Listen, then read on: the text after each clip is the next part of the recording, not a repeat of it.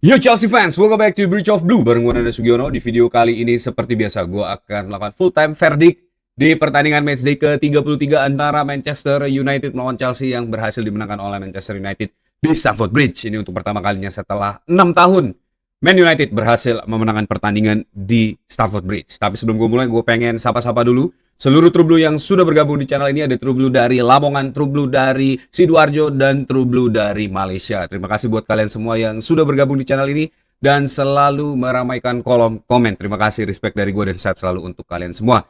Dan buat kalian yang baru join dan pengen selalu update mengenai berita-berita Chelsea, jangan lupa untuk klik tombol subscribe, nyalain loncengnya. Bantu gue buat sampai ke 10.000 subscriber. Kalian juga bisa bantu gue untuk memberi hype di video ini supaya makin banyak True Blue yang bergabung di channel ini. Matchday ke-33 ini adalah matchday yang cukup sulit ya untuk dilalui Chelsea di pertandingan ini. Walaupun secara statistik ini Chelsea berhasil memenangkan hampir seluruh variabel statistik yang ada di pertandingan ini. Secara expected goal, Chelsea berhasil memenangkan 1.57 expected goal dibandingkan dengan Manchester United yang hanya mampu mengumpulkan 0.29. Total shoot 21 dan on target hanya 3.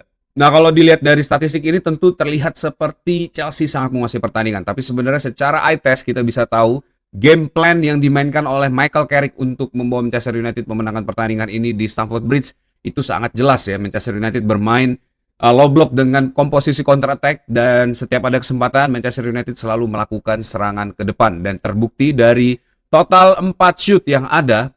Ini 1 on target, 1 big chance, dan 1 gol untuk Manchester United ya.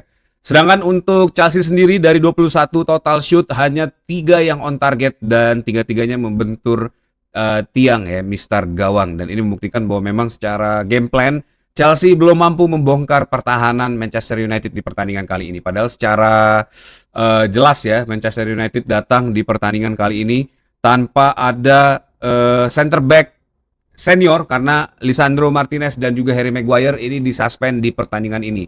Manchester United datang dengan center back yang cukup uncommon ya. Kita lihat dulu starting line up yang dimainkan di pertandingan kali ini ya.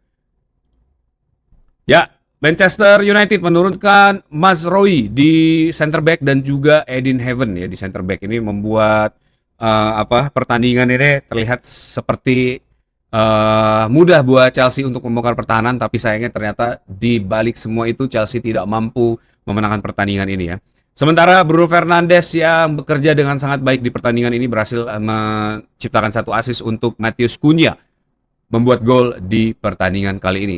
Dari Chelsea sendiri, front 4 yang dipasang Liam Rosenior di pertandingan ini lempem ya. Estevao harus ditarik keluar dan mengalami cedera hamstring, digantikan dengan Alejandro Garnacho yang juga tidak mampu bermain dengan baik di pertandingan kali ini ya. Ya, kurang lebih itu gambaran dari sisi pertandingan. Walaupun sepanjang 90 menit Chelsea selalu menekan ya, tapi tidak ada kualitas serangan yang mengancam gawang Manchester United sepanjang 90 menit. Jujur gue nontonnya juga agak ngantuk ya, karena teman-teman juga yang ikut live react atau watch long di pertandingan itu juga melihat bagaimana sangat boringnya pertandingan itu ya. Nah, kita mulai aja untuk full time verdict di pertandingan kali ini. Gue akan menilai 6 hal krusial yang ada di pertandingan ini dan akan gue kasih rating ya, berupa box berwarna merah untuk underperform, berwarna kuning untuk so-so aja, berwarna hijau untuk perform well, dan berwarna biru untuk outstanding performance di pertandingan ini ya. Nah, kira-kira siapa aja? Kita mulai aja. Buat teman-teman semua yang nggak sepakat sama penilaian gue, boleh langsung tulis di kolom komen atau kalian punya penilaian lain dari pemain ini ya. Untuk di pertandingan ini gue akan memberi box merah untuk Liam Delap yang diturunkan 90 menit. Sejak menit pertama ini merupakan starting pertama Liam Delap di pertandingan ini ya. Dan ternyata tidak terlalu wah juga di pertandingan ini. Liam Delap hanya mampu memainkan tidak banyak ya, hanya punya 1 chance creation, shot off targetnya 1, dan akurat passingnya 89, 8 dari 9 passing. Ya, secara overall tidak banyak touch yang didapatkan oleh Liam Delap di pertandingan ini, padahal secara statistik Chelsea sangat menguasai pertandingan ya. Nah, itu juga menjadi tanda tanya besar buat Liam Rosenior, bagaimana seorang pelatih Chelsea ini bisa mengembangkan permainan ya. Di tengah 70% lebih penguasaan bola dan juga 21 shoot, ini tidak ada impact yang bisa dilakukan oleh Liam Delap di pertandingan kali ini ya. Tentu ini menjadi warning juga, dan kita tahu sebenarnya memang Liam Rosenior ini kelihatannya memang menurut gue pribadi tidak mampu membawa Chelsea untuk jauh lebih baik lagi ya. Dari 12 pertandingan ini hampir semuanya kalah ya. Kemudian gue akan kasih box merah juga buat Alejandro Garnacho yang dimainkan di menit 15 mungkin ya, menggantikan Estevao yang cedera di awal-awal pertandingan. Masuknya Alejandro Garnacho ini setelah banyak kontroversi yang terjadi ya. Ada case di TikTok yang dia ngapusin semua foto-foto Chelsea, dan kemudian dia merepost postingan dari Manchester United. Kemudian walaupun belum ada statement yang dikeluarkan oleh Alejandro Garnacho mengenai situasinya di Chelsea, tapi hal tersebut menurut gue sudah cukup membuat contoh ya bahwa ini memang pemain yang bermasalah, dan dikasih kesempatan di pertandingan besar melawan Manchester United tapi dia tidak mampu mengeluarkan kemampuan terbaiknya, bahkan hanya banyak omong aja di media sosial ya. Dan ya menurut gue nih secara quality pemain ini memang mungkin secara quality dia bagus ya, tapi yang ditunjukkan di pertandingan melawan Manchester United menurut gue sampah banget. Karena banyak banget peluang, bukan peluang ya, maksudnya ada kesempatan dia untuk melakukan hal yang jauh lebih baik di dalam pertandingan di in-game match ini, tapi dia tidak mampu melakukannya. Dan kelihatan banget pengalaman dari Alejandro Garnacho secara IQ juga, secara football decision ini menurut gue sangat mengecewakan di pertandingan kali ini ya. Dan ya mungkin kalian ada pendapat lain mengenai Alejandro Garnacho, boleh silakan tulis di kolom komen di bawah aja. Jadi kita bisa menilai dengan cukup komprehensif ya mengenai Alejandro Garnacho di pertandingan kali ini. Kemudian gue akan kasih box merah buat Cole Palmer di pertandingan ini ya. Hampir 10 atau 11 laga berarti ya. Cole Palmer tampil tapi belum juga menemukan performa terbaiknya.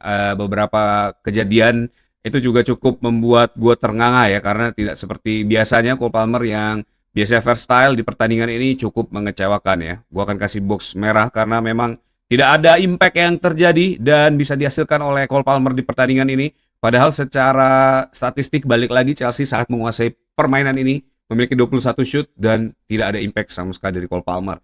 Mungkin secara struktur memang bukan pemain yang salah mungkin ya, tapi gue menilai secara overall ini pemain dan pelatih di pertandingan ini sama-sama punya kekurangannya.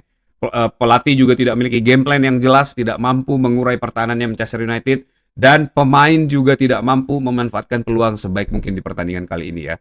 Kemudian gue akan kasih box kuning buat Marco Correa yang bekerja sangat baik di pertandingan ini. Di antara seluruh pemain-pemain yang underperform, Marco Correa masih mampu mengeluarkan kemampuan terbaiknya. Dia masih mampu menjelajah jauh ke depan.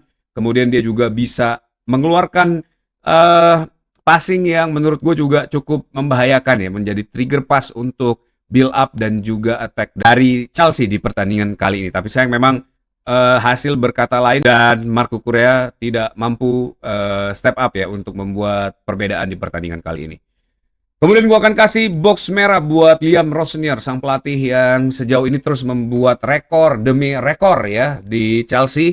6 tahun setelah 12 laga hanya kalah 1 kali di Stamford Bridge melawan Manchester United. Ini untuk pertama kalinya Chelsea kembali kalah setelah 6 tahun ya di Stamford Bridge melawan Man United. Dengan komposisi pemain belakang Man United yang tidak sempurna, Chelsea tidak mampu mencuri gol sedikit pun. Dan ini untuk pertama kalinya juga sejak 28 tahun yang lalu Chelsea tidak mampu membuat 1 gol pun di 4 pertandingan beruntun ya. Ini tentu menjadi tanya-tanya besar dan gue berharap semoga Bluco ini segera mengevaluasi pelatih ini ya. At least minimal memberi warning atau nggak usah di-endorse, di-support lagi tanpa UCL. Rosenior tetap menjadi pelatih Chelsea karena mau nggak mau itu akan menjadi keputusan yang tentu akan sangat mempengaruhi masa depannya dari Rosenior. Dan semoga aja dia bisa memperbaiki diri karena ini tim yang dibawa oleh Rosenior ini pernah mengalahkan Barcelona, pernah mengalahkan Liverpool dan punya kemampuan ya menahan imbang Arsenal dengan 10 pemain untuk compete di pertandingan-pertandingan dengan tipe match seperti ini. Dan entah kenapa Liam Rosenior ini tidak mampu mengembangkan